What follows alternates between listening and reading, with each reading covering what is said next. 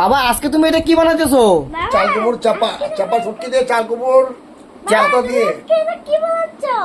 এটা হলো ফ্রাই হবে, ভাজি করতে হবে এটা আবার। আচ্ছা এখানে তোমার পাতার ভিতরে এগুলা কি ভরাইছো? এটা হচ্ছে চাপা শুটকি, চাপা শুটকি, রসুন, আদা, পেঁয়াজ হ্যাঁ আর জিরা গুঁড়ো দেওয়া আছে।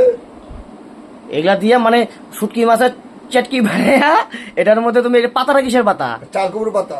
চালকুমার পাতা দিয়ে এটা কি ভাজা করবা? এটা ফ্রাই হবে আবার। আচ্ছা এটা ফ্রাই করবা। ফ্রাই মানে তো ভাজাই, হ্যাঁ, ভাজা করে এটা এটা কেমন জিনিসটা তো জীবনে প্রথম দেখতেছি আমি।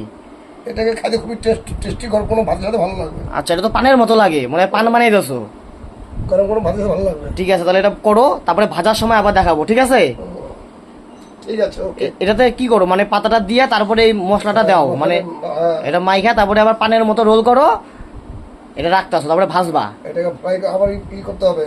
আচ্ছা বেসন দিতে হবে, ঠিক আছে, বেসন দিতে হবে। ঠিক আছে, ঠিক আছে। পাতাগুলো সব